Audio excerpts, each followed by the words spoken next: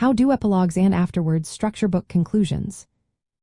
Imagine closing a book and feeling like the story has a little more to say.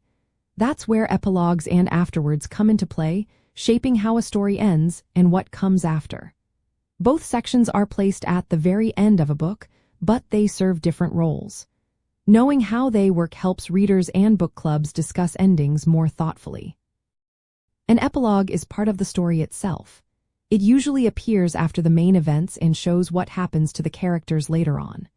For example, an epilogue might reveal where a character is years after the story ends or how they are doing now.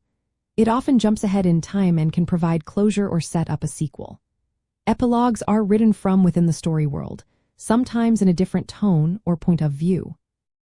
They are shorter than chapters and are meant to give a final glimpse into the characters' futures. An afterword is different because it is not part of the story. It is written from outside the story world, often by the author or editor. In fiction, an afterword might explain how the story was created or share the author's thoughts on the characters or themes. In non-fiction, it might update readers on new developments or reflect it on the impact of the book. Sometimes an afterword includes behind-the-scenes details or personal reflections from the author. It's like a bonus note that adds extra context or insight. Both epilogues and afterwords help shape the ending of a book, but in different ways.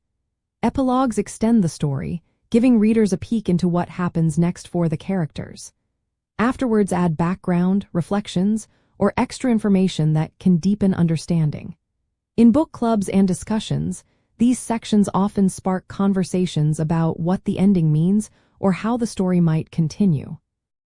Readers can use epilogues to talk about character growth and how the story wraps up. They can use afterwords to explore the author's intentions or how real-world events relate to the story.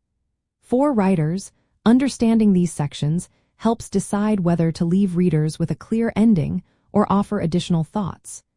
Both are tools to make the reading experience richer and more engaging.